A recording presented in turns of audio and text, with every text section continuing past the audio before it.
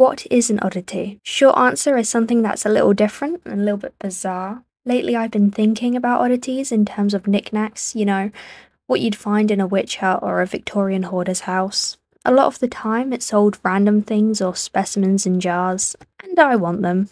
More specifically, I want a skull. But there's some setbacks to that, such as the cost, availability, and more importantly the morality of acquiring such an item, as I cannot be sure that it has been ethically procured. So, I'll just make one myself. I'll give you 5 seconds to guess the animal that I'll be sculpting the skull of.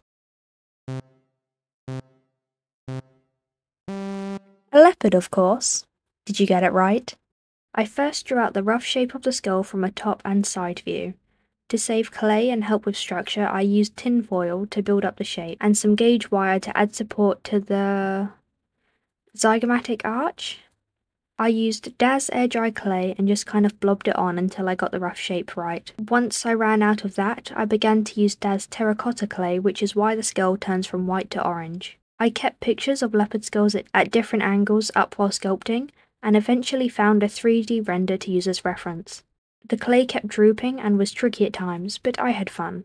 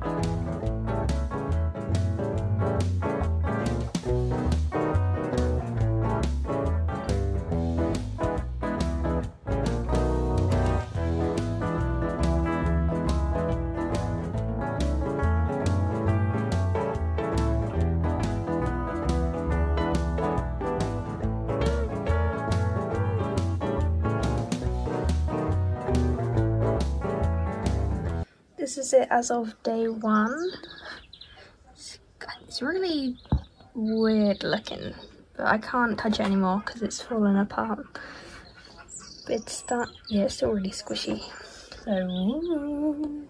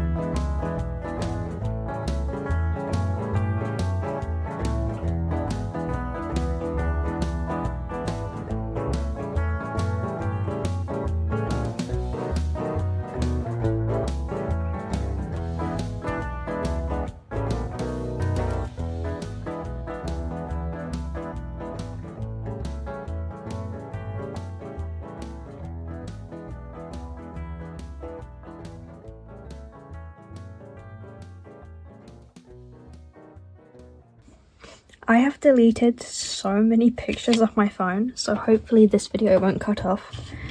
But I'm holding a glue gun right now, so it's gonna fall. Let me just push it, something to hold it up. There we go. This is what I have now. This is the skull. I might paint it. Oops. It's not completely dry yet. Anyway, this is the skull. I'm going to hot glue the teeth in because they're not really staying. I put the canines in and I was doing a wiggle test and they just kept breaking off. This one completely broke off, so I'm gonna have to re-glue that there. But yeah, I've got the glue gun heating up. I think it's in frame. I can't see the camera. I put my camera too high up. But yeah, here's my skull. I'm gonna paint it in a bit once it's dried, and I hope it doesn't fall apart completely. I didn't have time to finish the bottom, so it's just kind of left weird, but you know, it's okay. I'll leave it how it is, and then it can kind of stand up. I was gonna do the jaw, but it's now day 4, and yeah, I kind of want to do something else now, but I'm gonna glue it and paint it. Oops, my goodness. And yeah, we'll see what goes on. See what happens. Ew.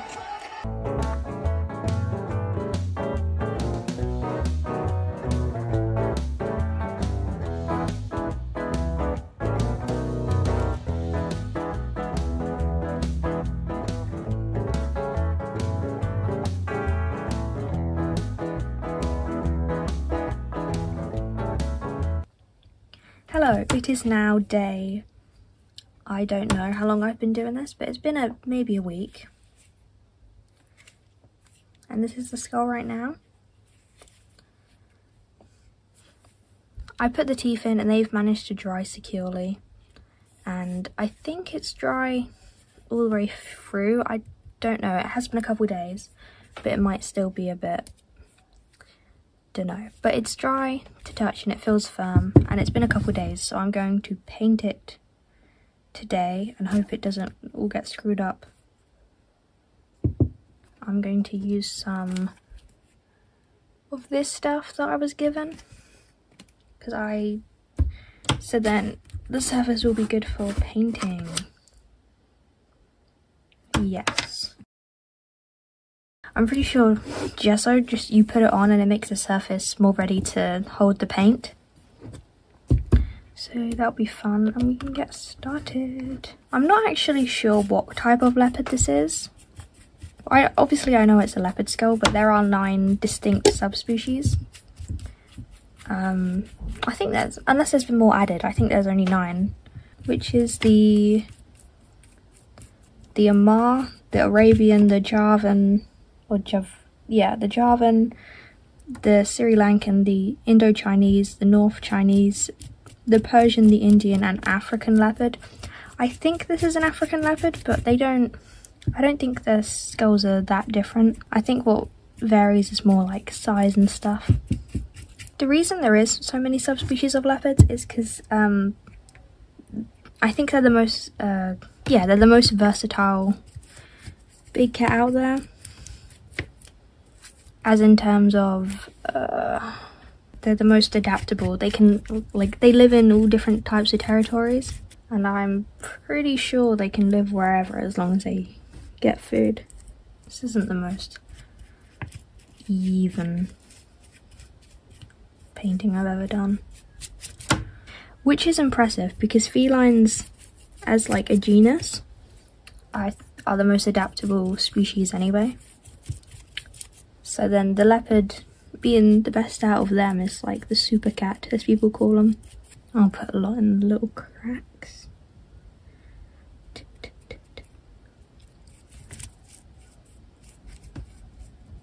tap, tap, tap. Tap, tap, tap, tap, tap, tap.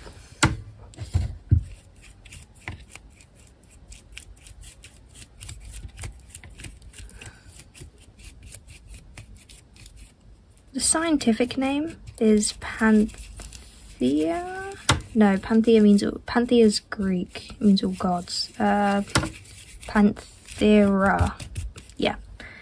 The scientific name for leopards is Panthera pardus, which is actually where I get my channel name. Leopards are actually the most stable species out of all the big cats. I'm pretty sure that some of the subspecies are probably endangered, but I think as a whole, leopards are the most stable. Back to leopards being able to live anywhere, it's because they eat like a wide variety of prey, from like smaller mammals to bigger mammals, like gazelle and stuff, like big things that double their size. And they're like, yum, yum, yum. I'll eat anything to survive. And then they do. And that's how they do so well. However, they do clash a bit with other large predators. I know in Africa they like lions and African wild dogs and other things, they kill leopards. Mainly they're young, because in the wild predators often do kill each other's young. But you know, if a lion comes across a leopard, it's gonna kill it regardless if it's a grown one or not. This here, and I do the little nose. I'm not being too careful because I just kind of want to. Oh my god, stay still. I'm not being too careful because I just kind of want to start painting already. Oh.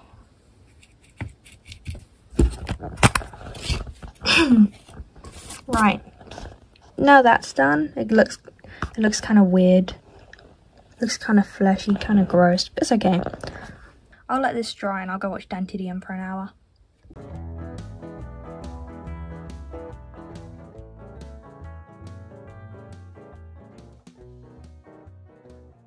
Earlier I said that there was 9 subspecies of leopard, and I didn't mention clouded leopards or snow leopards because they are not actually true leopards.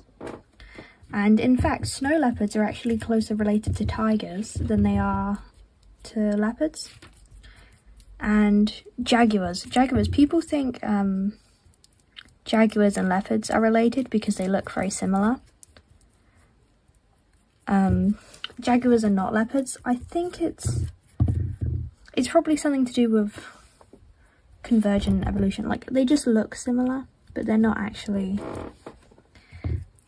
the same thing.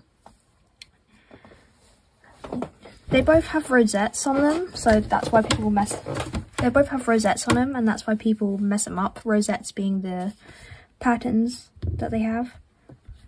They look kind of like flowers. Jaguars look more like actual flowers because they're the... Let me draw it. Jaguars actually look more like flowers because their spots are, you know, the normal pattern.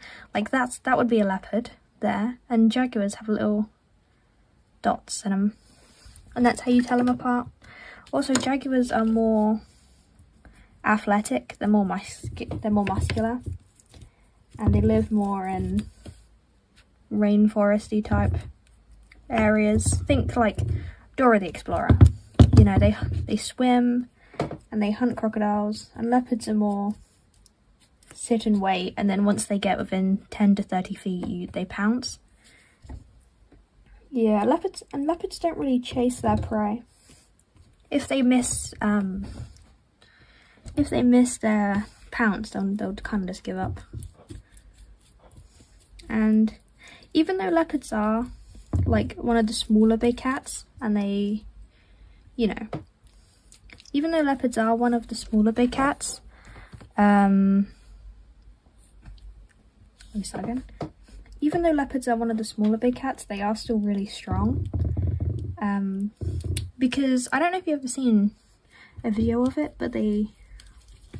Sorry, I'm just getting distracted. They can hurl their prey up trees. And there's videos out there of a leopard with just like a whole, you know, gazelle or something up a tree. Probably not a wildebeest, they're probably a bit too big, or a giraffe, but... Yeah, leopards are pretty cool. Panthers. Black leopards are panthers, but panther just means any big cat that's melanistic. Yeah, leopards get predated on by most other species, but I think I said that already. And like, they're alright. Like, they live, I think they can live up to 17 years. I don't know if that's in the wild or in captivity, but, you know, it's cool either way. They have, like, I saw it the other day, like, up to 2 to 4 cubs in a litter. Obviously, a lot of them will die because it's nature, but When painting, I struggled to decide if I should paint it black or gold, but ultimately didn't want to risk it and painted it to the colours of this real bone that I was lent for this project. I first mixed a warm cream colour from acrylic paint. Once that was dry, I mixed a still warm but darker colour and watered it down into a wash.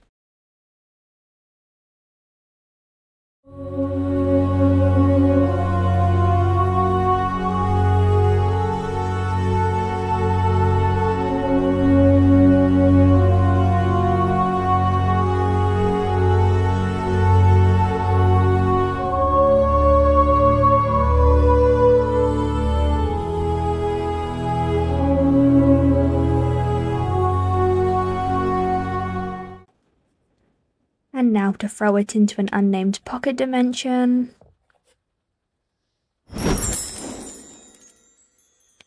Perfect!